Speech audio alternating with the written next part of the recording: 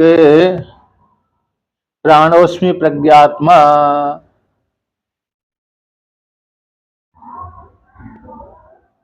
स होवाच प्राणोऽसि प्रज्ञात्मा तम माम आयुरमृतम उपासते। माम संख्या कितनी है? आयुर अमृतम इति उपास 376। तो इस जो वाक्य आया था, इस वाक्य में कौशिकी ब्राह्मण नामक उपनिषद में ये वाक्य आया था और आख्यायिका है प्रतदन नामक राजा की और इंद्र की। इंद्र के पास में प्रतदन नाम के राजा युद्ध कौशल के युद्ध कौशल रूप प्रसाद के माध्यम से स्वर्गलोक में चले गए थे। तो वहां पर इंद्र देवता ने सुवर प्रसन्न हो गए और वरदान दे दिया कि मेरे से वरदान मांग लो। तो प्रतदन नाम के राजा ने कहा कि मैं जो मनुष्यों के लिए हितकर है उसके वो आप मेरे लिए सोच करके विचार करके वरदान आप ही दे दीजिए। तो ऐसा जब वरदान मांगा, उस वरदान को सुन करके इंद्र देवता ने कहा कि स होवाच, इंद्र देवता ने प्राणोऽस्मि प्रज्ञात्मा तम माम आयु अमृतम उपासवा। मैं प्राण हूँ, प्रज्ञात्मा हूँ, मुझको आयु अमृत रूप से उपासना करो। तो इस जो कौशिकी के ब्राह्मण में ये प्रसंग आया है, ये प्रसंग में प्राण शब्द क्या जीवात्मा का वाचक है अथवा ब्रह्म का वाचक है अथवा प्राण का ही वाचक है अथवा इंद्र देवता का वाचक है? क्योंकि उस प्रसंग में प्राण का भी लिंग मिलता है। हो गया था। चलने दीजिए, तो प्राण का भी लिंग मिलता है, शरीर को उठा करके व्यापार कराता है प्राण, ये प्राण का लिंग हो गया। वक्तारम विद्यात न वाचम विजिज्ञासीता वक्तारम विद्यात, वाणी को मत जानो, वाणी को जो बोलने वाला है, वाणी जिसके द्वारा बोलने में समर्थ होती है उस वक्ता को जानो। ये वक्ता का लिंग हो जाएगा, जीवात्मा का लिंग हो गया। प्राणोस्मि में जो माम तम माम अमृतम इति उपासवा, तो इस वाक्य के माध्यम से इंद्र देवता का लिंग हो रहा है। और आनंद अमृतम, आनंदो अमृतम अजरा, ये लिंग ब्रह्म का लिंग है। तो 4 लिंग है यहाँ पर, एक प्रकरण में 4 लिंग आ रहे थे। तो पूर्व पक्षी निर्णय नहीं कर पाया। तो क्या ये प्राण उपासना है अथवा जीव उपासना है अथवा ब्रह्म उपासना है अथवा देवता उपासना है? किसकी उपासना ग्रहण कर लेना चाहिए? क्योंकि अतः प्राण शब्द से तो प्राण वहां पर छांदोपनिषद के अनुसार तो वहां पर प्राण उस अस्थि चाक्रायण को लेकर के आख्यायिका वहां पर ब्रह्म का लिंग सिद्ध कर दिया। तो इसलिए यहाँ पर तो उसका प्रकरण नहीं आना चाहिए, है ना। इसलिए यहाँ पर तो प्राण शब्द से प्राण वायु को ले लेना चाहिए, ऐसा पूर्व पक्षी का मत आएगा। फिर भी तो यहाँ पर कहते हैं, यहाँ पर है ब्रह्म, लेकिन यहाँ पर अति प्राणा शब्द से जैसे प्राण शब्द का ब्रह्म परक ले लिया गया था, उसी प्रकार से यहाँ पर भी ले लेना चाहिए, क्योंकि ब्रह्म का लिंग है ही है। तो संशय क्यों करें? अतः संशय इसलिए कर रहे हैं, संशय इसलिए और के अनेक प्रकार के लिंग देखे जाते हैं।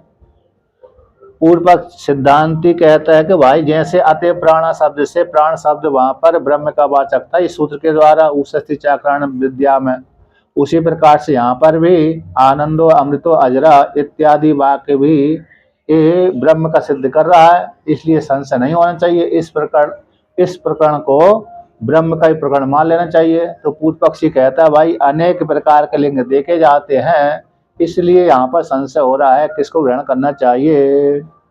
अब उसी को लेकर कहते हैं 376 नंबर पृष्ठ पे पहली पंक्ति, न केवलम यह ब्रह्मलिंगम एव उपलभ्यते, केवल यहाँ पर ब्रह्म का लिंग ही नहीं प्राप्त होता, केवल इस प्रकरण में ब्रह्म का लिंग ही अकेला उपलब्ध नहीं होता, बल्कि संति ही इतर लिंगानि अपि, तो बहुत से दूसरे इतर लिंग भी हैं।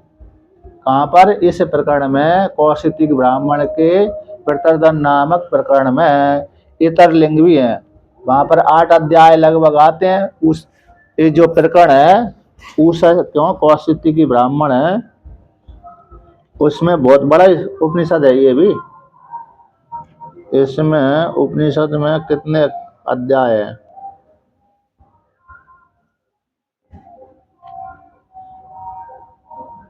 ब्रजाबाल,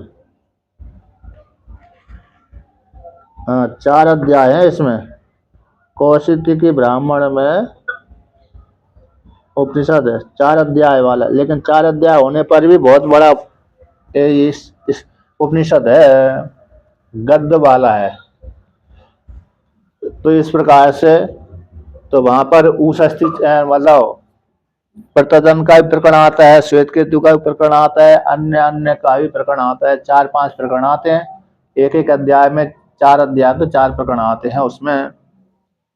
तो इसलिए तो आके कहते इत्राणी ही लिंगानी अपि संति, दूसरे लिंग भी देखे जाते हैं, पाए जाते हैं। कौन से? प्रतदन प्रकरण में। तो कौन से हैं? कहते माम ए बिजानी इति इंद्रस्य वचनम देवता देवतात्मा देवतात्मा लिंगम।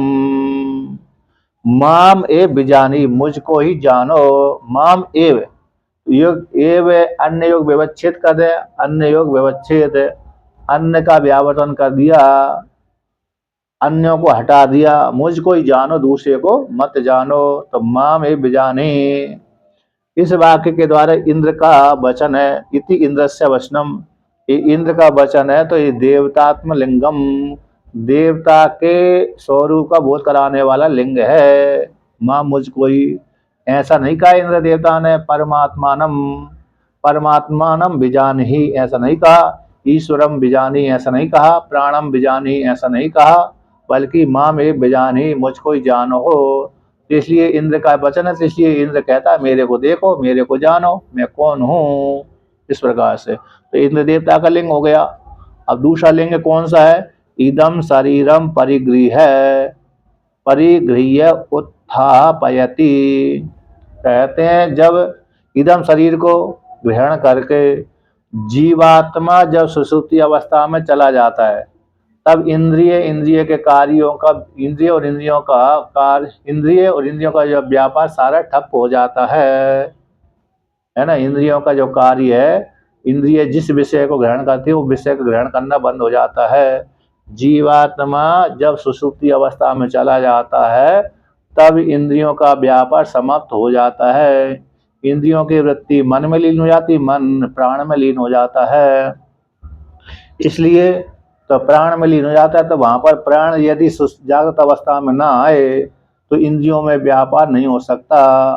प्राण जब जागृत अवस्था में, स्वप्न अवस्था में आता है, जागृत अवस्था में आता है, तब इंद्रियों में व्यापार होता है। इसलिए इस शरीर को धारण कौन करता है? इंद्रियों को और शरीर को धारण प्राण ही करता है। यदि इन प्राण शरीर में ना रहे तो ये शरीर कैसा होता है? नष्ट भ्रष्ट हो जाता है। फिर इसको जलाया जाता है।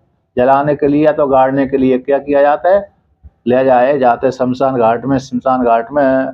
इसलिए इस शरीर को और इंद्रियों को धारण करने वाला कौन है? तो प्राणी है। इदम शरीरम, इस शरीर को मैं प्रवेश करके ग्रहण करके उत्थापयति, व्यापार में लगा देता है कौन? प्राण।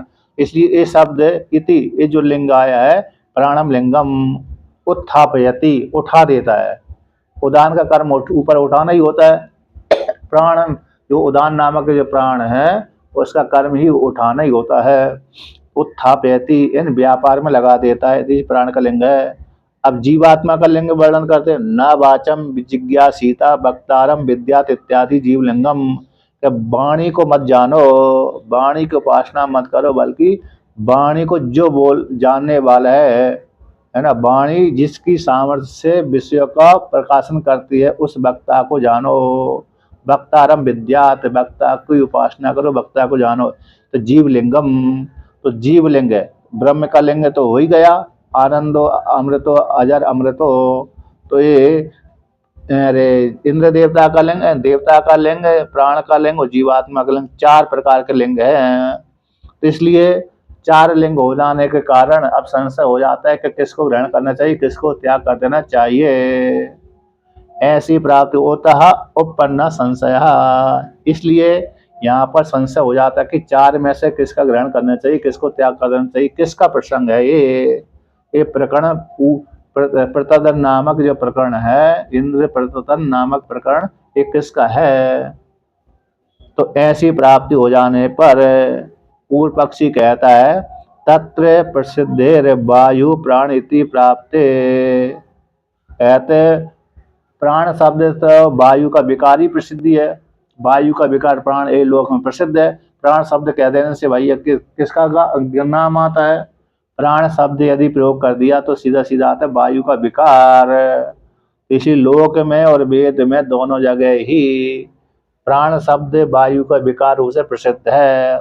तत्र इन चारों के मध्य में जो प्राण है उसकी प्रसिद्धि है, तो वायु का विकार प्राण है, इसलिए वायु का विकार प्राण है। तो प्राण शब्द से यहाँ पर वायु प्राण का लेंगे तो व्यष्टि में प्राण, समष्टि में हिरण्यगर्भ, समष्टि में वायु, व्यष्टि में प्राण है, तो प्राण रूप वायु की उपासना है।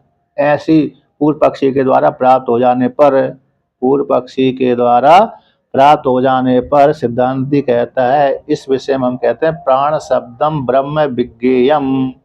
उच्चते शब्द के बाद यहाँ पर सिद्धांत पक्ष आ गया, तो सूत्र शब्द का अर्थ है कि प्राण शब्दम ब्रह्म विज्ञेयम, ये प्राण शब्द ब्रह्म का वाचक है, प्राण तथा अनुगमा शब्द है उसका है, तो प्राण शब्द यहाँ पर ब्रह्म परक है। तो कुता पूर्व पक्षी कहता है किस कारण से प्राण शब्द ब्रह्म का वाचक है, तथा अनुगमात, उसी प्रकार से प्राप्त होता है। किस प्रकार से प्राप्त होता है कि विचार के माध्यम से, विचार के माध्यम से है ना, तथा अनुगमात, उस प्रकार के विचार के माध्यम से जाना जाता है कि ये प्रसंग ब्रह्म का प्रसंग है, ना कि जीवात्मा का, ना कि प्राण की, ना कि इंद्र देवता की। इंद्र देवता जीवात्मा और प्राण का प्रसंग नहीं है। प्रतदन नामक जो आख्यायिका है, इंद्र प्रतदन नामक जो आख्यायिका है, जो प्रकरण आया है कौशिकी ब्राह्मण में, वो ब्रह्म का प्रकरण है। तो कैसे ब्रह्म का प्रकरण है, तो किस प्रकार से सिद्ध करेंगे, किस प्रकार से जानेंगे कि भाई कौशिकी ब्राह्मण में इंद्र प्रतदन नामक जो प्रकरण इंद्र ब्रह्म का है, किस प्रकार से, तो इस प्रकार से। तो व्याख्यान करते हैं उसको। तो यहाँ पर पूर्व पक्ष में तो प्राण की उपासना है, सिद्धांत में ब्रह्म की उपासना है। पूर्व पक्ष में प्राण आदि अनेक लिंग की उपासना, प्राण की, जीवात्मा की, इंद्र देवता की उपासना है पूर्व पक्ष में। सिद्धांत में तो कौन से, प्रत्येक ब्रह्म ज्ञान की उपासना है, प्रत्येक ब्रह्म धी, प्रत्येक ब्रह्म की उपासना है यहाँ पर, इस प्रकार से। अब उसी को लेकर कहते हैं कि तथा ही पौर्वापर्येण पर्यालोच्यमाने वाक्ये पदार्थानां समन्वयो ब्रह्म प्रतिपादन परा उपलभ्यते, क्योंकि पूर्व अपर के द्वारा, पूर्व और अपर को बोलते हैं पौर्वापर्येण, पूर्व में क्या था, बाद में क्या था। तो पूर्वापर्य के पर्यालोचन किए जाने वाले वाक्यों का पर्यालोचन कैसे करते हैं कि पहले क्या कहा था, बीच में क्या कहा है और अंतिम में क्या कह रहे हैं। पहले क्या प्रतिज्ञा करी, बीच में क्या किसको बतला रहे हैं और अंतिम में उपसंहार किसको कर रहे हैं, इसी को बोलते हैं पूर्वापर्य, पर्यालोचन, विचार, देखना।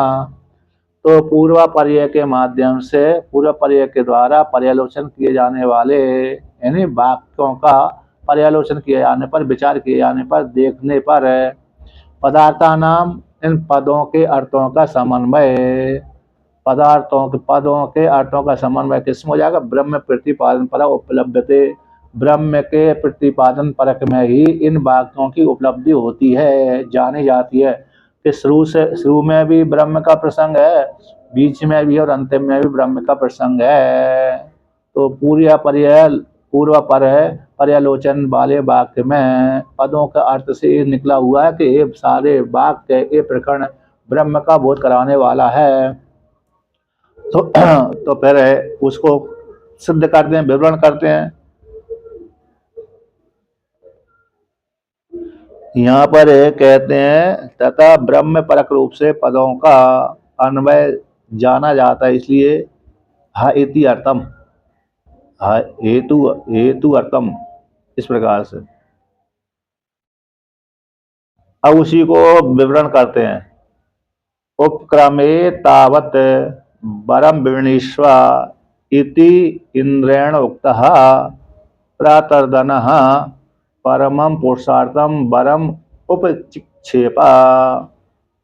तो उपक्रम में कहा गया कि वरम विवृणीष्व, जब इंद्र देवता राजा के ऊपर प्रसन्न हो गए, प्रतर्दन नाम देवोदास के पुत्र जो देवोदासी है ना, आता प्रतर्दन, ते प्रतर्दन नाम के राजा के ऊपर इंद्र देवता प्रसन्न हो गए। तो प्रसन्न हो जाने के पश्चात कहा कि हे राजन, हे प्रतर्दन, मेरे से तुम वर को मांग लीजिए, वरण कर लीजिए।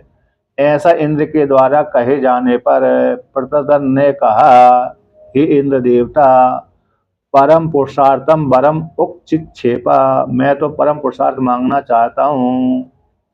परम पुरुषार्थ के लिए तो कौन सा है कि त्वमेव मे त्वम एव मे वृणीष्व यम त्वम मनुष्याय हिततमं मन्यसे इति। हे इंद्र देवता, आप ही मेरे को वरदान दे दीजिए, मेरे लिए वरण कर लीजिए। जिस कौन सा वरण कर लूं कि जो तुम मनुष्यों के लिए हितकर चाहते जानते हो, मनुष्यों के लिए यही वरदान हितकर है। हिततमम, हिततमम, हिततर और हितम, हितम, हिततरम, हिततमम, बहुतों के मध्य में एक को निर्धारण करने के लिए तम प्रत्यय, दो में से एक को निर्धारण करने के लिए तरफ प्रत्यय, और सिद्ध एक मतलब सिद्ध को बोध कराने के लिए सामान्य। इसलिए यहाँ पर हिततमम कर दिया। सारे वरदानों, सारे अरे मनुष्यों के लिए जो हितकर होंगे, जितने भी हितकर होंगे, उनमें से एक जो हितकर है, जितने भी मनुष्यों के लिए फायदेमंद है ना, हितकर हों, हित को चाहने वाले हों, कल्याणकारक हों, धन से भी कल्याण, अन्न जैसे इससे भी ठीक है, ये भी ठीक है, ये भी ठीक है, ये भी ठीक है, तो जो सबसे अधिक ठीक है ना, तो उसके लिए मेरे को वरदान दे दीजिए, जो मनुष्यों के लिए हितकर है, हिततम मन से, जिसको तुम मानते हो वही मेरे के लिए वरदान दे दीजिए। तो यहाँ पर परम पुरुषार्थ ही वरम उपचिक्षेपा। तो मनुष्यों के लिए परम पुरुषार्थ कौन है? मोक्ष है। धर्म, अर्थ, काम, मोक्ष, ये चार पुरुषार्थ होते हैं। तो चार पुरुषार्थों में परम पुरुषार्थ मोक्ष ही है। अंतिम जो चौथा पुरुषार्थ मोक्ष वह मनुष्यों के लिए हितकर है। तो इंद्र देवता ने देखा कि मनुष्यों के लिए तो हितकर मोक्ष ही है, क्योंकि जीवात्मा मनुष्य जन्म लेते लेते लेते बहुत कष्ट पाते हैं। मनुष्य, जीवात्मा रूप जो मनुष्य है, जीव रूप जो मनुष्य, जन्म लेते लेते लेते क्या मानते, बहुत कष्ट पाते हैं। जन्म दुखम, जरा दुखम, जाया दुखम, पुनः पुनः, अंत काले महादुखम, तस्मात् जागृहि जागृहि। जन्म काल में दुख होता है बालक को, उत्पन्न होने वाले बालक को। जन्म दुखम, जरा दुखम, जब वृद्धावस्था आती है तब भी दुख होता है। वृद्धावस्था में कोई सुनता नहीं है, घर परिवार वाले, बच्चे आदि उसके सुनती नहीं है। जन्म दुखम, जरा दुखम, जाया दुखम, पुनः पुनः। विवाह आदि कर लिया तो संतान आदि पैदा हो गए, तो संतान आदि पैदा, उनके संतान को सुख के लिए नौकरी करना पड़ती है, व्यापार करना पड़ता है, धन का संग्रह करना पड़ती है।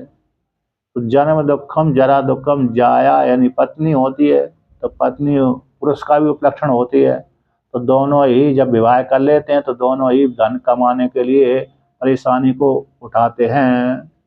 तो इसलिए पत्नी पति दोनों ही दुख का कारण हो जाते। जन्म दुखम, जरा दुखम, जाया दुखम, पुनः पुनः, अंत काले महादुखम। जिस काल में शरीर से प्राण निकलते हैं उस काल में भयंकर दुख होता है, उसका वर्णन नहीं किया जा सकता। इसी श्रुति सावधान कर देती है, तस्मात् जागृहि जागृहि, तुम जागो, अज्ञान निद्रा से उठो और स्वरूप में जाग जाओ। इसलिए मनुष्यों के लिए हितकर कौन है? कि मोक्ष है। जब मोक्ष हो जाएगा तो जन्म नहीं होगा, जन्म नहीं होगा तो फिर जो जन्म लेते समय, मरते समय, वृद्धावस्था में जो दुख होता था वो दुख भोगना नहीं पड़ेगा। ऐसा इंद्र देवता ने सोच करके कहा, वरदान दे दिया परम पुरुषार्थ का। स्वामी जी, हाँ जो मुक्त हो चुका है, जीवन मुक्त है, हाँ उसके भी प्राण उत्क्रमण करते हैं तो उसे भी कष्ट होता है। उत्क्रमण करेंगे तो तब कष्ट होगा, उतने काल में तो सभी का समान हो। मरण मरण क्रिया सभी की समान हो, विद्वान की हो चाहे अज्ञानी को, मरण क्रिया सभी की समान होती है। लेकिन विद्वान का प्राण उत्क्रमण नहीं करते। अंगों जब अंगों से निकलेंगे तब क्रिया समान है। हृदय देश तक सभी का मरना, हृदय देश तक जाना सभी जीव, ज्ञानी और अज्ञानी का समान है। हृदय देश तक अपने अपने अंगों से प्राण निकलते हैं, ज्ञानी की अज्ञानी के, तब उसको कष्ट होता है। किसी को कष्ट होता है, किसी को नहीं होता। हाँ, इतना अकेला, किसी का मरण जल्दी हो जाता है, किसी को नहीं होता। अब जिसके पाप कर्म ज्यादा है तो देर में होता है, जिसके पुण्य कर्म ज्यादा नहीं है या पुण्य कर्म ज्यादा है तो जल्दी हो जाता है, उसको कष्ट नहीं होता, इतना अकेले। लेकिन मरण क्रिया सभी की समान होती है, ज्ञानी हो चाहे अज्ञानी हो। आखिर हृदय देश में दोनों एक जैसे ही पहुंचते हैं। पहुंचने के पश्चात फिर विद्वान का उत्क्रमण नहीं होता, अज्ञानी का हृदय देश से निकल करके फिर नाड़ियों के द्वारा किसी न किसी छिद्र से निकल जाता है, उपासना के बल के अनुसार। इस प्रकार दोनों है। दृष्टा भाव रहेगा तो थोड़ा उतनी अनुभूति कम होती होगी ना। किसमें? जब अपन समझ लेते हैं कि मैं शरीर नहीं हूँ, उस समय अगर ये अनुभूति आ गई तो फिर वो कष्टप्रद नहीं रहता ना। मरते समय अनुभूति बने कि नहीं बनी थी वो तो पूरा अभ्यास के माध्यम से। ये सही बात। मैंने भी कल यही चला था, यही एक प्राण उत्क्रमण का चला था, तो बाद में एक शंका पूछी थी, तो वहां पे यही निकल के आया कि जो ज्ञानी है वो सारे भय से पार हो जाता है ना, उसको पता चल जाता है कि मतलब वो स्थापित हो जाता है कि जगत में। पर वो गुरु जी ने अभी जो बात बताई ना कि अगर उस समय वो आपको भान है तभी हो सकता है। अगर वो चेतना में सांस अंतिम ले तो भय नहीं होगा। तो क्योंकि मैंने बहुत लोगों को देखा है मेरे ही सामने, दादाजी, पिताजी जैसे, और भी 2-4 जनों को अंतिम सांस लेते वक्त देखा हुआ है, तो उनका ना बहुत पीड़ा होती है उनको देह को छोड़ते समय, क्योंकि जुड़ी है ना चेतना देह से। तो जब तक वो ज्ञान में नहीं स्थापित होंगे तब तक मैं ही वो देह से जुड़ा हूँ, ये कहीं ना कहीं सूक्ष्म बना ही रहता है। तो वो बहुत पीड़ा होती है वो जीव। लेकिन ज्ञान में है तो वो भाव, उनके विचार या फिर उनकी जो चेतना है वो अलग स्तर की होने के कारण वो उनको सहजता से हो जाता है। वो मैंने गुरुजी से भी यही सुना था। हाँ, जो जैसे योगी सामने मैंने देखे नहीं है। अच्छा, किसी ज्ञानी जन को इस प्रकार जी। जैसे योगी होता है, योगी तो योगी समाधि लगाने की क्रिया जानता है, ध्यानी होता है ध्यान लगाने की क्रिया जानता है। तो योगी के जो प्राण निकलते हैं उसको कष्ट बिल्कुल नहीं होता। योगी के लिए योगी अपवाद भी कहलाता है, क्योंकि योगी प्रतिदिन ध्यान लगाता रहता है, योग के बल के अनुसार हृदय देश में जाता रहता है, तो उसको प्राण छोड़ते समय कष्ट बिल्कुल भी नहीं होता। किंतु अब जिसने ध्यान क्रिया नहीं सिद्धि करी है तो उसको हो भी सकता है, नहीं भी हो सकता, वो तो उसके पुण्य कर्म के अनुसार है ना। तो लेकिन हाँ, पहले से ही ज्ञानी ने जान लिया है कि मैं, ज्ञानी को पहले मरने का भय नहीं रहता है। विद्वान है, विद्वान को पहले से ये ज्ञान पक्का बैठ गया था, मैं तो ब्रह्म हूँ, मैं मरता नहीं हूँ, तो मरने का जो भय है उसको भय समाप्त हो जाता है, मरने का भय। लेकिन जो जब शरीर में कष्ट होता है तो वो सब समान होता है। यदि प्राण निकलते हैं तो किसी के देर में निकलते हैं, किसी को जल्दी निकलते हैं। प्राण छूटने का कष्ट किसी को जो होते भी हैं, किसी को नहीं भी होते हैं। एक किसी के जल्दी छूट जाते तो नहीं होगा, किसी का यार देर में छूटेगा तो होगा। पीड़ा होती है, जैसे किस ज्ञानी को भी पीड़ा होती है और अज्ञानी को भी पीड़ा होती है, लेकिन ज्ञानी सहन कर लेता है, अज्ञानी सहन नहीं कर पाता, इतना अकेला है। पीड़ा तो दोनों समान हो। वो रामकृष्ण परमहंस जी के बारे में तो सुना है उनकी कहानी कि उनको बहुत गले का कैंसर था, तो बहुत पीड़ा थी उनके अंतिम समय में। लेकिन फिर भी वो उस पीड़ा से, वो पीड़ा को ना एक अलग तरीके से देखते थे कि ये मैं नहीं हूँ। हाँ, तो वहां पर देखो, वहां पर चेतना जागृत होती है वहां पर, इसलिए वो बात अलग हो। लेकिन यहाँ पर जब प्राण निकलते हैं तो चेतना लुप्त हो जाती है दर्द के कारण। जब व्यक्ति के प्राण निकलते हैं उस काल में उसकी चेतना लुप्त हो जाती है, मूर्छित हो जाता है, तो बहुत दर्द के कारण। अब कभी कभी किसी व्यक्ति को जल्दी छूट जाते तो उसको ज्यादा नहीं होता परेशानी। मतलब ये है, किसी को जल्दी छूट जाते हैं तो उसको ज्यादा दर्द नहीं होता, किसी की देर में छूटते हैं उसको दर्द होता है। जबकि पंचदशी का प्रसंग है, पंचदशी में ज्ञानी के विषय में आता है, चाहे वो रोकर जमीन में लेट करके प्राण त्यागे, चाहे खड़े खड़े, चाहे बैठे बैठे, चाहे सोए सोए, है ना, चाहे रोते रोते प्राण त्यागा, लेकिन उसके ज्ञान में कोई वो भेद नहीं होता, मतलब उसका मुक्त ही रहेगा वो। पंचदशी में, इसमें शायद दूसरे प्रकरण में है का तीसरे प्रकरण में आता है, पहले प्रकरण में ज्ञानी का शरीर छूटे समय कैसी अवस्था आती है, तो उसको कहते हैं चाहे जमीन में लेट करके अरे शरीर का त्याग करे, चाहे समाधि अवस्था में त्याग करे, चाहे खड़े खड़े त्याग करे, चाहे बैठ करके, चाहे सो करके, तो वहां पर अरे उसको ज्ञानी के ज्ञान में कोई भिन्नता नहीं होती। वहां शरीर छोड़ने की क्रिया तो प्राय करके समान ही सी रहती है, ज्ञानी अज्ञानी की। कष्ट हो भी सकता है, नहीं भी हो सकता, दोनों प्रकार से है, वो तो कर्म के अनुसार होता है, इस प्रकार से। चेतना में चेतना में मतलब जो सूक्ष्म संस्कार तो रहता है, क्योंकि उसी के अनुसार जन्म मिलता है, चेतना के अनुसार ही। नहीं, देखो ऐसा है, ऐसा होता है, जैसे हम शरीर जब छूटता है तो जिस अंग से प्राण निकलते हैं उस अंग में दर्द होता है उस काल में, तो दर्द इतनी जोर से होता है कि व्यक्ति सहन नहीं कर पाता, उस काल में मूर्छित हो जाता है, तो सारे प्राण इकट्ठे होकर के हृदय देश में पहुंच जाते हैं। तो हृदय देश में पहुंच जाते हैं, वहां पर मूर्छित, जैसे मूर्छित अवस्था वाले व्यक्ति को हम एक देश से दूसरे देश में ले जाते हैं, उसी प्रकार से प्राण छोड़ते समय उस काल में व्यक्ति को भयंकर पीड़ा से मूर्छित हो जाता है, कोई कोई हो जाता है, फिर हृदय देश में जाकर के थोड़ी देर के लिए फिर होश आता है, हृदय देश में जाकर के पुनः होश आता है, और होश आने के पश्चात फिर वहां पर उसके कर्म सामने आते हैं। अब कर्म सामने आने के पश्चात उसको दिख जाते हैं कि मेरे कर्म ये फल देने के लिए उन्मुख हो गए, उसी शरीर को पकड़कर फिर उत्क्रमण करता है, नाड़ी से निकलता है, तब दर्द नहीं होता है। जब शरीर से हृदय देश से फिर किसी नाड़ी के द्वारा जीवात्मा गमन करेगा, उस काल में दर्द उसको नहीं होता। दर्द उसी काल में होता है जब प्राण उसके अंगों से निकलते हैं, अंगों से निकल करके हृदय देश में जाते हैं, तभी उसको दर्द होता है। बाकी हृदय देश में पहुंचने के बाद दर्द नहीं होता। हृदय देश में पहुंच गया तो फिर तो होश आ जाता है वहां पर, तो होश आ जाने के पश्चात फिर वो यार उसके सामने कर्म आ जाते हैं, वो कर्म आ जाते हैं तो फिर उस कर्मों के माध्यम से अगली योनि प्राप्त कर लेता है, ऐसा प्रसंग है। जी ने कही महाराज, यही बात जी ने कही कि राम चरण दृढ़ प्रीत कर बाल कीन तुम त्याग, सुमन पाल के कंठ वैसे ही कही है। हाँ हाँ, और क्या। हाँ, तो देखिए, तो मतलब यही है कि प्राण छोड़ते समय अंगों से निकलेंगे तब दर्द किसी को होता है, किसी को नहीं होता है ना। किसी को जल्दी जल्दी प्राण निकल जाते हैं, लेकिन जब यहाँ से छोड़ेगा, अज्ञानी को लेकर के दर्द बता दिया है, वहां पर बहुत भयंकर दर्द होता है। इसलिए जब शरीर प्राण निकलते हैं अंगों से तब भयंकर पीड़ा होती है। पीड़ा होते होते होते जब हृदय देश में पहुंच जाते हैं सारे प्राण, तो कुछ देर के लिए बेहोश हो जाता है।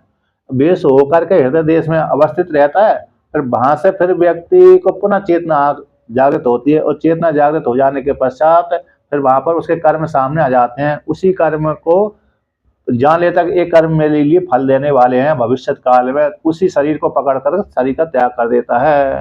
ये उपनिषद के अनुसार है। और बाकी तो पुराण के अनुसार कहेंगे तो जीवात्मा के प्राण को खींचता है, यमराज के दूत है, जीवात्मा को ले जाता है, यमलोक में ले जाता है। ये पुराण के अनुसार हो गया, है ना। उपनिषद के अनुसार तो यहीं पर निर्णय हो जाता है, जो कर्म फल देने के लिए उन्मुख हो गए वही उसका शरीर सामने दिख जाएगा, और उसी शरीर को पकड़ करके इस शरीर को त्याग कर देता है। तो फिर अगली पंचाग्नि विद्या के अनुसार फिर जन्म लेता है। पुराण के अनुसार कहेंगे तो जीवात्मा का प्राण हृदय देश में पहुंच गए, और वहां पर हृदय देश में ही जीवात्मा जीव कला को जो यमराज जी के दूत पकड़ लेते हैं, खींच लेते हैं, उसी जीव कला को ले जा करके फिर क्या करते हैं, अपने लोक में ले जाते हैं। ये पुराण के अनुसार हो गया। ये अज्ञानी की गति है स्वामी। मतलब ज्ञानी अज्ञानी दोनों की गति उपनिषद के अनुसार मान करेंगे तो हृदय में ही निर्णय हो जाता है, हृदय देश में, उपनिषद के अनुसार। ज्ञान बोधवान है का वो शरीर प्राप्त होगा। नहीं, बोधवान ब्रह्मवेत्ता की बात नहीं कर रहा, उपासक की और कर्मी की, और उपासक की है, कर्मी की है, और नारकी व्यक्ति की है। तीनों की गति, तीनों का यहीं पर एक निर्णय हो जाता है उपनिषद के अनुसार। और पुराण के अनुसार तो फिर वहां पर ले जाएंगे उपासक को और कर्मी को, और अज्ञानी और जो पापात्मा उसको सबको वहीं यमलोक में ले जाते हैं। तो लेकिन यमराज जी के दूत बदल जाते हैं, परिवर्तन हो जाता है। ज्ञानी उपासक को ले जाएंगे दूसरे प्रकार के देखेंगे, वही दूत है। कर्मी को ले जाएंगे वही दूसरे प्रकार के दिख जाएंगे, और पापात्मा को ले जाएंगे तो वही दूत दूसरे प्रकार के देखेंगे। यमराज जी के दो रूप हो जाते हैं, एक भयंकर रूप हो जाता है, एक जाना पड़ता स्वामी जी है क्या, ये आचार्य जी हाँ, एक पुण्यवान को भी यमराज के समक्ष जाना पड़ता है। उसमें कोई समझ से मार्ग वही है, कोई समझ निर्णय कर देते हैं ना, वो सारे धर्म के साक्षी है, धर्मराज है ना, तो धर्म का निर्णय तो वही करते हैं, इसलिए कोई समस्या नहीं है। उपनिषद में कहीं पे तो आता है कि जो पुण्यात्मा है या फिर जो ऊपरी लोकों में जाता है तो उसका स्वागत ए ही इस शब्दों से, वहां पे मुझे याद नहीं है कहाँ पे किस उपनिषद में है, मुंडक का है ना, मुंडक का है। हाँ, तो वो सुरतियां पूर्ण ही उसको कहते हैं, यही आई स्वागत है। उसके लिए जो देवता बन करके वो पूर्ण ही जाता है, पूर्ण ही उसको स्त्री रूप में और पुरुष रूप में देखता है वो पूर्ण। वही कहते हैं आइए तुम्हारा स्वागत सत्कार, तुमने इन लोगों को जीता है, तुमने जितनी उपासना करी है तो तुम्हारी उपासना का फल ये है, इनका भोग करिए, उपभोग करिए। ऐसी श्रुति यही शब्द के द्वारा सिद्ध करती है। ये जो छोड़ने जाते हैं अंतिम समय में होने, तो वो सुनाई नहीं देती ना ये। अरे वो तो छोड़ने कहाँ जाते हैं, वो तो मर गया उसी काल में हो जाता है ना, उसी काल में वो तो शरीर से निकल जाता है। वो जलाने के जब अंतिम समय में विदाई होती तो शायद ये भी बोलना चाहिए कि अब मत आना। हाँ, मरते समय मतलब जो सबके समय सबके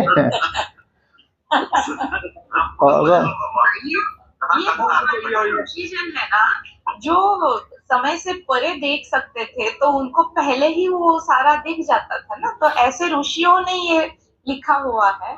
तो उसके बाद भी उनको अपना जो भविष्य है वो उसको रब करने की, मतलब क्या करेंगे, कहते हैं उसको हिंदी में रब करना, वो जो भविष्य है उसको नष्ट कर देना, अपने हाथों से मिटा देना, ये उनके हाथ में था, उतनी शक्ति नहीं। देखो है ना, ये ज्ञान के द्वारा ही संचित कर्मों का नाश होता है। ज्ञान के द्वारा, ज्ञान नहीं हुआ तो संचित कर्मों का नाश नहीं होता। तो आपने प्रारब्ध को मिटा नहीं सकता, प्रारब्ध है ना आगे, मतलब ज्ञान के द्वारा ही संचित कर्मों को नष्ट होता है, बाकी फिर इसके बाद फिर अगला जन्म नहीं होता। अब जो अज्ञानी है वो संचित कर्मों को नाश ही नहीं कर पाता है, अज्ञानी व्यक्ति, उसके लिए तो भोग नहीं पड़ेगा। अब चाहे वो ज्ञान ही मिटा पाएगा ना, ज्ञान ही इसको नष्ट ज्ञान ही नष्ट करता और दूसरे कोई नष्ट नहीं करता। इसलिए ज्ञान में सामर्थ्य है, कर्मों को नष्ट करने की, संपूर्ण और पाप दोनों कर्मों को नष्ट करने की सामर्थ्य ज्ञान में है। इसी संचित कर्मों का नाश ज्ञान के द्वारा ही होता है, अन्यों के द्वारा नहीं होता। इसलिए जो ज्ञानी, तो मतलब ये जो ऋषि मुनि होते हैं वो अपने योग बल के माध्यम से अपना भविष्य काल देख लेते हैं, मेरे कितना जन्म लेना पड़ेगी, अथवा किस जीवात्मा कितना जन्म लेना पड़ेगी। बल्कि ऋषियों को तो, ऋषि तो ज्ञानी होते हैं, योगी भी ज्ञानी होते हैं, तो वो तो अरे अगले दूसरे व्यक्ति के जन्म को देखते हैं, अपने जन्म को, पूर्व भूतकाल के जन्म को देख लेते हैं। भविष्य काल का तो जन्म उनका होता ही नहीं है, इसलिए भविष्य काल के जन्म को देखने की आवश्यकता नहीं रहती ज्ञानियों को, योगियों को। योगियों में ये सामर्थ्य होती है, विशेष रूप से सामर्थ्य किसमें होती है, योगियों में, ज्ञानियों में नहीं होती। क्यों ज्ञानियों में ज्ञान की सामर्थ्य तो है, यानी मैं ब्रह्म हूँ इतनी सामर्थ्य तो है, दृढ़ अप्रोक्षित हो गया, लेकिन उनमें ये सामर्थ्य नहीं होते कि दूसरे के मन की बात जान सके।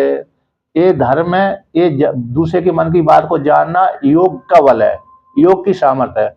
जिस ज्ञानी ने योग भी सिद्ध किया है तो उसके लिए कोई समस्या नहीं है, और जिसने योग सिद्ध नहीं कर पाया वो तो भाई सामान रहेगा, इतना ही रहेगा। मैं जैसे हम खा रहे हैं वैसे वो भी खा रहा है, सभी को समान रूप से ही। अकेला इतना ही अकेला विशेष रहता है कि वो अपने को ब्रह्म रूप से जानता है, और बाकी कोई परिवर्तन नहीं होता ज्ञानी में। योगियों में ज्यादा हो जाते हैं, योगी है तो दूसरे की मन की बात जान लेगा, सबकी मन की बात जान लेगा, ये योगी का विशेष हो जाता है। आचार्य जी, हाँ। जो मेरे पहले गुरु थे ना, हाँ। वो योग गुरु थे। जो हम मन में सोचते हैं वो शिविर लेते थे, जो हम मन में सोचते तो उनको पता चल जाता और उसी के ऊपर वो फिर जो भी है व्याख्यान उसका कर देते थे। तो मतलब वो ऐसे है कि वो उनके पास बहुत सारे लोग गए हैं इस जन्म के जो भी प्रॉब्लम्स है, तो वो प्रॉब्लम क्यों है, तो पिछले जन्म में क्या कर्म हुआ है और वो इस जन्म में किस नाम से तुम्हारे जीवन में उपस्थित है, वो नाम बताएंगे, वो कर्म भी बताएंगे और उसके उपाय भी देंगे, वो कर्म काटने का सारा सब कुछ वो भी बताएंगे। और वो उन्होंने ही बताया था कि मेरा अगला जन्म अगर होता तो अमेरिका में होता, लेकिन अब वो नहीं होगा। मतलब ऐसे बहुत सारे किस्से उन्होंने बताए हैं, और आज भी भारत में ऐसे बहुत सारे गुरु हैं जो भविष्य को देख सकते हैं। हमारे कितने मतलब उन्होंने किसी एक के 20 खुद के ही उन्होंने बताया 21 जन्म पहले एक कोई साधु थे और उनको वो अवलिया कहते थे, तो वो अवलिया उनके साथ थे और वो बहुत सारे जन्म में वो उन्होंने बताया कि हाँ, तुम्हें पता नहीं हमारे कितने जन्म हम साथ हैं, तो उन्होंने देखा कि कितने जन्म से, तो बोले 21 जन्म से हम एक साथ थे, और बोले ये जन्म तुम्हारा भी अंतिम है और मेरा भी अंतिम है। तो हाँ, तो ऐसे बहुत सारे किस्से हैं। तो योगियों में सामर्थ्य होती है। योग सूत्र आप पढ़ेंगे ना, योग सूत्र है उसमें जैगी सभ्य की कथा आती है। जैगी सभ्य ने अपने पूर्व के 1,000 अथवा 1,000 जन्म देखे थे, तो उसमें निर्णय किया गया इतने जन्मों में आपने सबसे क्या अरे सुख मिला कि नहीं मिला, कि इतने जन्मों में उनका है मेरे को कोई सुख नहीं मिला इतने जन्मों में, अब मिला कि अब मिला हुआ सुख है, ऐसा सिद्ध किया वहां पर। इसलिए योगियों में सामर्थ्य होती है भविष्य काल के शरीर को देखने की और भूतकाल के शरीर को देखने के लिए। जीवात्मा जिस योगी को ज्ञान हो गया है तो फिर तो भाई उसको भविष्य काल में अरे जन्म नहीं होगा। अब जिस योगी को ज्ञान नहीं हुआ तो वो उसका भविष्य काल में जन्म होगा, वही अपने भविष्य काल के जन्म को भी देख लेगा कि मेरे भविष्य काल में इस यहाँ पर जन्म होगा, क्योंकि उसको ज्ञान नहीं हुआ, ब्रह्म ज्ञान नहीं हुआ। ब्रह्म ज्ञान न होने के कारण भविष्य काल में उस योगी का जन्म होगा, लेकिन जिस योगी को ब्रह्म ज्ञान हो गया तो भविष्य काल में उसको ज्ञान नहीं होगा। और वो सामान्य व्यक्ति इस योग की प्राप्ति कैसे कर सकता है? बस साधारण उपाय है, कोई विशेष उपाय नहीं है। 3-3, 4-4 घंटा बैठिए, प्राणायाम सिद्ध करिए, एक आसन में बैठिए, कुंडली जागृत हो जाती है। अब जिसकी कुंडली जागृत हो गई, भावना करिए कि मैं आसन में बैठा हुआ हूँ प्रातः काल, और मेरी कुंडली जो मूलाधार चक्र से ऊपर उठ रही है, मूलाधार को भेदन करके वहां पर सर्प के आकार की जो कुंडली शक्ति थी वो उठ रही है, ऊपर उठ रही है, उठ करके स्वादिष्ठान चक्र में आ गई, स्वादिष्ठान चक्र से वहां पर मणिपूरक चक्र में आ गई, मणिपूरक चक्र से फिर अनाहत चक्र में आ गई जो हृदय देश कहलाता है, हृदय देश अनाहत चक्र से फिर विशुद्ध कंठ में विशुद्धि नामक चक्र में आ गई, विशुद्धि नामक चक्र से वह शक्ति ज्योति स्वरूप वाली शक्ति कुंडली शक्ति आज्ञा चक्र में आ गई, आज्ञा चक्र से फिर वह सहस्रार में चली गई और सहस्रार में जब ब्रह्म के साथ एकीभूत हो गई, फिर वहां से पुनः लौटी आज्ञा चक्र में आ गई, आज्ञा चक्र से विशुद्धि में आ गई, विशुद्धि से अनाहत में आ गई, अनाहत से फिर मणिपुरक में पहुंच गई, मणिपुरक से फिर स्वादिष्ठान चली विशुद्धि स्वादिष्ठान और विशुद्धि मूलाधार, स्वादिष्ठान फिर मूलाधार, स्वादिष्ठान चली गई फिर मूलाधार में आ गई, फिर मूलाधार से पुनः उठी फिर स्वादिष्ठान में फिर मणिपुरक।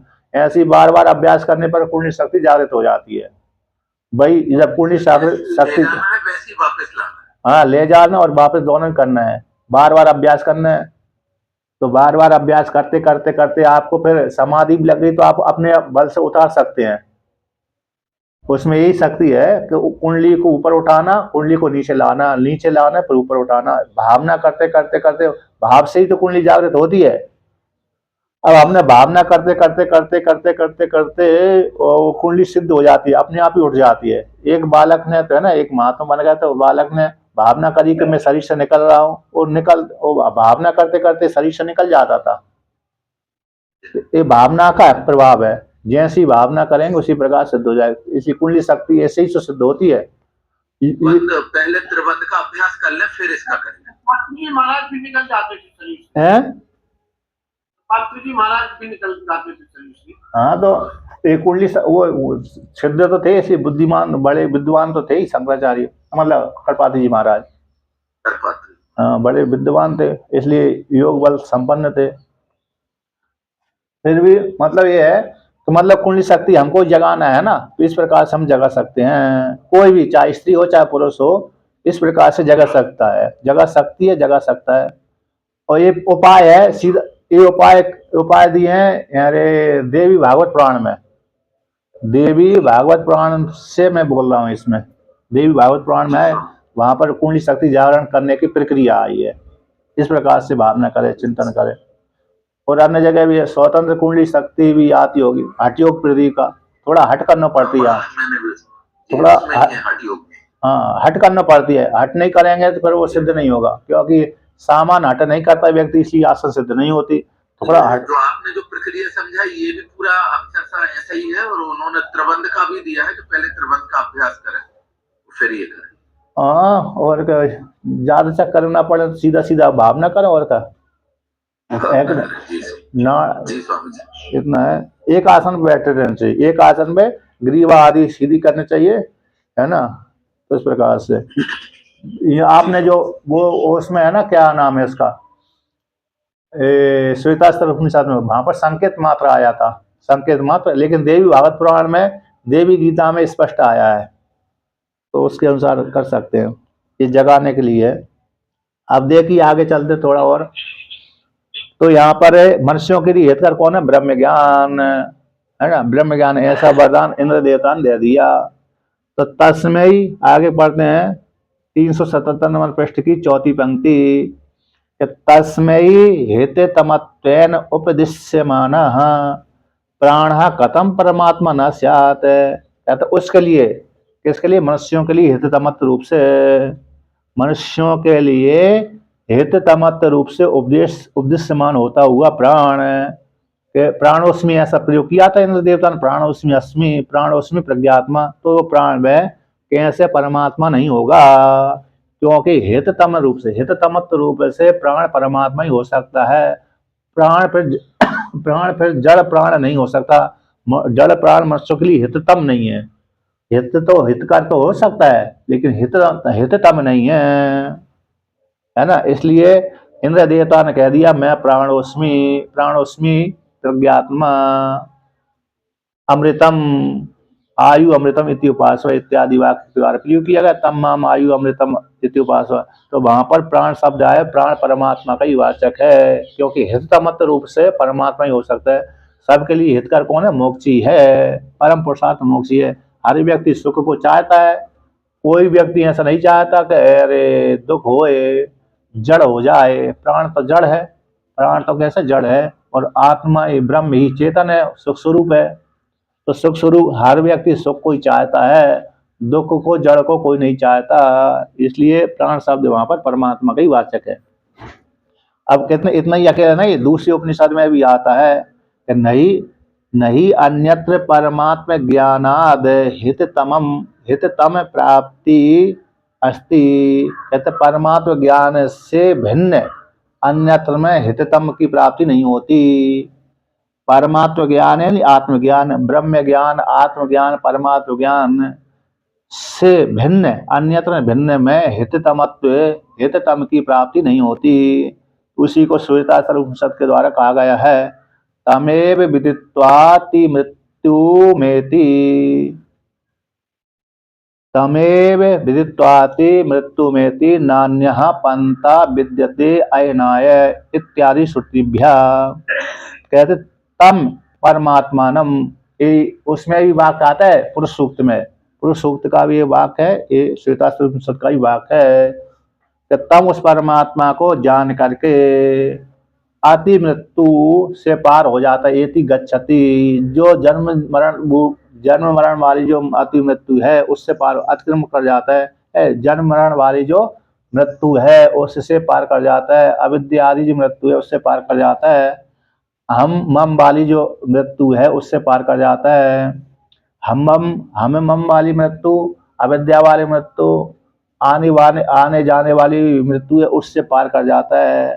कहते हैं उस परमात्मा को प्राप्त करने के उस अतिक्रम उस परमात्मा को जानने के लिए कोई दूसरा साधन नहीं है। न अन्य पंथा विद्यते अयनाय, अन्य दूसरा पंथा मार्ग न विद्यते अयनायन मोक्षाय, मोक्ष की प्राप्ति के लिए। अयनाय शब्द का अर्थ है अयगत धातु है, उससे अयनाय बन गया। तो मोक्ष की प्राप्ति के लिए अन्य दूसरा पंथा मार्ग न विद्यते, प्राप्त नहीं होता। तो कौन सा मार्ग है? तो ब्रह्म ज्ञान, आत्मज्ञान। आत्मज्ञान ब्रह्म ज्ञान ही परमात्मा की प्राप्ति का मार्ग है, कोई दूसरा मार्ग नहीं है। इसलिए यहाँ पर इंद्र देवता ने प्राणोस्मि इस वाक्य के माध्यम से यही सिद्ध किया गया कि ब्रह्म ज्ञान, तुम मुझको जानो, अब मुझ परमात्मा को जानो। तो आप अपने परमात्मा, आप अब मुझ स्वरूप, मेरा जो स्वरूप परमात्मा ही है, तो मुझ स्वरूप परमात्मा को तुम जानो, यही मनुष्यों के लिए हितकर है। इस प्रकार से उपदेश किया था। कहता तथा उसी प्रकार से आगे कहा गया है कि तथा सा यो माम वेदा न हा वै तस्या केचन कर्मणा लोको मीयते न स्तेन न भ्रूण हत्या इत्यादि चा ब्रह्म परिग्रह घटते। और भी कहा गया कि सा जो कोई भी भय मां मुझको जानता है, मां मुझ परमात्मा की उपासना करता है, जानता है ना। सा जो कोई भी, सा या सा भय जो कोई भी साधक है, मां मुझ परमात्मा को वेदन जानता है, उपासना करता जानता है। ना हा भाई निश्चित रूप से तस् उसका कैनचन कर्मणा किसी कर्म के द्वारा लोको न मीयते, लोक नष्ट नहीं होता, न चोरी के द्वारा होता, न भ्रूण हत्या के द्वारा। स्तन, सोने के चोरी करने वाले को स्तन बोलते हैं, न स्तन स्वर्ण के चोरी करने से ही उसका लोक नष्ट नहीं होता। भ्रूण हत्या, तो भ्रूण हत्या खूब करते हैं लोग वर्तमान काल में, है ना। कलयुग में सब स्तन सोने की चोरी चोर होता है, तो इस सोने की चोरी को विशेष चोरी कहा गया है। सोना चांदी की चोरी विशेष होती है, इसमें दोष, बहुत बड़ा दोष लगता है सोने की चोरी करने वाले को। तो भ्रूण हत्या, और भ्रूण हत्या तो कलयुग में सबसे ज्यादा है। त्रेता द्वापर कलयुग, त्रेता में सतयुग, त्रेता द्वापर में भ्रूण हत्या नहीं होती थी, लेकिन सतयुग कलयुग में सबसे ज्यादा भ्रूण हत्या होती है। तो भ्रूण हत्या के से भी जो पाप है, वो पाप, उस पाप से भी वो उसका लोक नष्ट नहीं होता। अर्थात किसी भी कर्म के द्वारा उसका लोक नष्ट नहीं होता। तो लोक कौन सा है? ब्रह्मलोक है, आत्मलोक है। आत्मलोक रूप जो लोक है, वो लोक किसी भी पाप से नष्ट नहीं होता, किसी प्रकार के पाप से। तो यहाँ पर टीका में ये दिया, विद्वान का लोक मोक्ष है, लोक शब्द यहाँ मोक्ष है। महान पातक के द्वारा भी न मीयते, न हिंसते, न प्रतिबद्धते। जिसे को तुम मानते हो ऐसे वर को मेरे को दे दीजिए। सा टीका में आया 1 2 3 चौथी पंक्ति है, 377 नंबर पृष्ठ की चौथी पंक्ति। सा या कश्यत, जो कोई भी साधक है मुझको, माम को, ब्रह्म रूप को वेदन जानता है, साक्षात अनुभवती, साक्षात अनुभव करता है। तस् उस विद्वान का लोक एन मोक्ष महान पातक के द्वारा भी न मीयते, न हिंसते, न प्रतिबद्धते, नष्ट नहीं होता है। ऐसा वर्णन कर दिया। इन ज्ञान रूप अग्नि के द्वारा, उसी का आगे वर्णन किया अगले पृष्ठ में, ज्ञान रूप अग्नि के द्वारा कर्म तूल राशि, कर्म तूल रूप राशि है उसका दग्ध हो जाता है। तूल यानी कर्म रूप जो तिनका है, कर्म रूप जो तिनका है, तूल बोलते हैं तिनका को। मूल और तूल, मूला विद्या तूला विद्या ना, तो मूल यानी कारण होता है और तूल यानी कार्य होता है, यानी तूल यानी छोटे छोटे तिनका। तो कर्म रूप जो छोटे छोटे तिनका है, तो तिनका के जो ढेर बन गया है, घास फूस का ढेर है, वो दग्ध हो जाता है ज्ञान रूप अग्नि के द्वारा, इसलिए उसका नाश नहीं होता। तो यहाँ पर तो इत्यादि जो अरे जानता ब्रह्म ज्ञान जिसको प्राप्त हो गया, उसका किसी ब्रह्म ज्ञान के द्वारा अविद्या का नाश हो गई, तो नाश हो जाने के पश्चात उस किसी भी कर्म के द्वारा उसके पर जो मोक्ष रूप लोक है वो नष्ट नहीं होता। तो इत्यादि यहाँ पर इस वाक्य में कहते हैं ब्रह्म के परिग्रह घटते, ब्रह्म को ग्रहण करेंगे तभी ये वाक्य चरितार्थ होगा। कौन सा वाक्य? सा यो माम वेदा न हा वै तस्य कश्चन केंचन कर्मणा लोको मीयते न स्तेन न विरुणत्या। जो वाक्य आया है ब्रह्म को स्वीकार करने पर ही घटता है। देवता के ज्ञान होने से उसका लोक नष्ट हो जाएगा। इंद्र देवता को ही जब ब्रह्म हत्या लग गई तो अन्यों को क्यों नहीं लगेगी? इंद्र देवता को ब्रह्म हत्या का पाप लग गया था, चंद्रमा को दोष लग गया था, गौतम मुनि श्राप दे दिया था, सूर्य भगवान को भी है, चंद्रमा को भी, अग्नि को है, वरुण देव, अन्य अन्य सारे कई सारे देवताओं को दोष लग गया है ना। किसी न किसी देवता ने कोई ना कोई कार्य ऐसा कार्य किया था जिससे ऋषि मुनि नाराज हो गए, उनको श्राप दे दिया था इत्यादि। राम भगवान को नहीं लगा ना? राम जी को अभी श्राप लगे ना, पृथ्वी लोक में जन्म लेना पड़ी और का, उसमें क्या? कौन से राम जी को नहीं, राम जी को यहाँ पर युद्ध क्षेत्र में नहीं लगा। युद्ध क्षेत्र में रावण के साथ युद्ध हुआ था तब, लेकिन एक पुराण में आता है कि राम जी ने ब्रह्म हत्या का प्रायश्चित किया था। तो राम जी ने, लक्ष्मण जी ने और हनुमान जी ने ब्रह्म हत्या का प्रायश्चित किया था। तो नर्मदा किनारे जाकर के उन्होंने एक शिवलिंग, गुजरात में हनुमंतेश्वर जगह है, गुजरात में हनुमंतेश्वर, तो वहां पर हनुमंतेश्वर में हनुमान जी ने साधना करी थी। उसके आगे पास में राम जी ने, लक्ष्मण जी ने आराधना करी थी।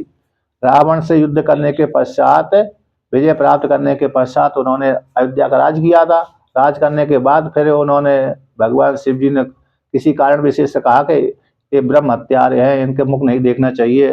तो ऐसी राम जी ने सुन ली किसी के मुख से, तो राम जी ने फिर ब्रह्म हत्या को निवृत्त करने के लिए नर्मदा किनारे गए और वहां पर जाकर प्रायश्चित किया। नर्मदा खंड में है कुंड बने हैं जो रामेश्वरम में, कहाँ? वो तो ये युद्ध से पहले का प्रसंग है। वो कुंड तो बाद के हैं। वो बाद में तो राम जी ने अयोध्या में राज करने के बाद फिर प्रायश्चित किया था, बहुत काल के बाद। तो मतलब युद्ध काल में किसी ब्राह्मण यदि ब्राह्मण भी युद्ध कर रहा है और क्षत्रिय भी युद्ध कर रहा है तो वहां पर ब्रह्म हत्या नहीं लगती, सामान्य नियम है। लेकिन भगवान ने ऐसा प्रायश्चित कर दिया लोगों के लिए, इसलिए जो ब्राह्मण युद्ध नहीं करता उसको मारेंगे, कर्मकांड करता है ब्राह्मण और लड़ता नहीं है उसको मारेंगे तो ब्रह्म हत्या लगेगी। लेकिन जो ब्राह्मण युद्ध क्षेत्र में है, युद्ध लड़ रहा है, तो उसको मार देने से ब्रह्म हत्या नहीं लगती। न क्षत्रिय को मारने से हत्या लगती है, न किसी। वो शायद मोढेरा गांव में एक सूर्य मंदिर है, वो कुंड में शायद सुना था मैंने, शायद गुजरात में। आप सही बता रहे हैं, मुझे याद नहीं आ रहा था इसलिए थोड़ा देर लगा मुझे। तो हनुमंतेश्वर है, हनुमंतेश्वर के पास में है वो हनुमंतेश्वर में हनुमान जी ने आराधना करी थी, उसी के आसपास में राम जी ने करी है, यही है वहां पर। तो उसमें मतलब ये है, युद्ध क्षेत्र में चाहे ब्राह्मण मरे, चाहे क्षत्रिय मरे, चाहे वैश्य मरे, चाहे शूद्र मरे, कोई भी मरे, लेकिन युद्ध करता रहे। युद्ध काल में मरेगा तो पाप नहीं लगेगा। यदि आपने घेर करके मारा है तब तो दोष लगेगा। किसी व्यक्ति, 4-5 व्यक्ति ने किसी ब्राह्मण को पकड़ लिया, क्षत्रिय को पकड़ लिया, वैश्य को पकड़ लिया, शूद्र को पकड़ लिया और घेर करके मारा है तो दोष लगेगा वहां पर, क्योंकि वो लड़ नहीं रहा और आपने जबरदस्ती पकड़ लिया और मार दिया तो दोष लगेगा। किंतु जो ललकार करके युद्ध कर रहा है तो वहां पर दोष नहीं लगेगा। इसलिए राम जी को दोष नहीं लगा। प्रायश्चित तो भगवान ने किया लोगों को शिक्षा देने के लिए, लेकिन दोष वहां पर नहीं लगा। इनको नहीं लगा, परसों इनको क्या नाम है, महाभारत युद्ध में, तो महाभारत युद्ध में कृपा द्रोणाचार्य को मारा ही तो था,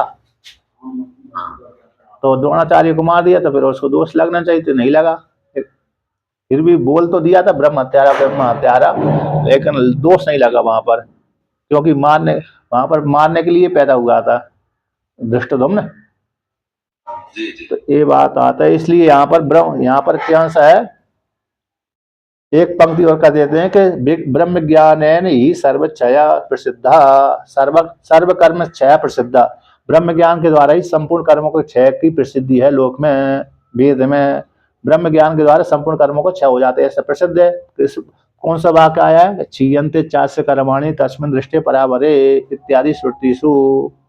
तो क्षीयन्ते चास्य कर्माणि, अस्य साधकस्य कर्माणि सर्वे कर्माणि, सारे कर्म इसके क्षय को प्राप्त हो जाते हैं, नष्ट हो जाते हैं। कब हो जाते हैं? तस्मिन् दृष्टि परावरे, उस परमा पर होते कारण, अवर होते कार्य, कार्य कारण से परे जो परमात्मा है, अथवा कार्य कारण दोनों को जान करके, दृष्टि अपरोक्ष साक्षात्कार करके कार्य को जान लिया, कारण को जान लिया। कार्य ने हिरण्यगर्भ और कारण है ईश्वर, दोनों को एक करके जान लिया। अथवा कार्य हिरण्यगर्भ, कार्य हिरण्यगर्भ और कारण ईश्वर, उससे परे जो निर्गुण निराकार है उसको जान करके सारे वो कौन हो जाते हैं? कर्म क्षय को प्राप्त हो जाते हैं। विद्यते हृदय ग्रंथि छिद्यन्ते सर्व संशय क्षीयन्ते चास्य कर्माणि तस्मिन् दृष्टे परावर्ते। तो इस वाक्य के अनुसार हृदय ग्रंथि आदि सारी नष्ट हो जाती हैं। तो इसलिए निर्विशेष परमात्मा को अथवा कार्य कारण ब्रह्म को, हिरण्यगर्भ और ईश्वर को जानने से क्या हो जाता है? उसके सारे कर्म नष्ट हो जाते हैं। क्योंकि हिरण्यगर्भ और ईश्वर दोनों ब्रह्म ही है। इस प्रकार से तो कार्य ब्रह्म को कारण ब्रह्म को जानने से पाप नष्ट हो जाता है। कार्य और कारण ब्रह्म को जानने से ब्रह्म ज्ञान हो ही जाता है। तो इसलिए ब्रह्म ज्ञान के द्वारा ही परम अविद्या की निवृत्ति हो जाती है और कर्म विनाश हो जाते हैं और जीवात्मा कृत हो जाता है। इस प्रकार से वर्णन किया। अब आगे है ना, इसलिए प्रज्ञात्मक तो ब्रह्म पक्ष एवं पदते। हाँ, इसलिए एक पंक्ति थी कि प्रज्ञात्मत्व, जो प्रज्ञात्मत्व है वो ब्रह्म पक्ष में ही उत्पन्न होता है। प्राणोस्मि प्रज्ञात्मा, तो प्राणों से प्रज्ञात्मा है वो ब्रह्म, प्रज्ञात्मत्व है वो ब्रह्म पक्ष में ही उत्पन्न होता है, अन्य के पक्ष में उत्पन्न नहीं होता। इसलिए इस सिद्ध कर दिया। ये प्रकरण कैसा? प्राण प्रकरण ब्रह्म का ही है। प्राण शब्द ब्रह्म का वाचक है, प्राण का वाचक नहीं है। ये सिद्ध कर दिया। आगे की ओर कल करेंगे। जी स्वामी।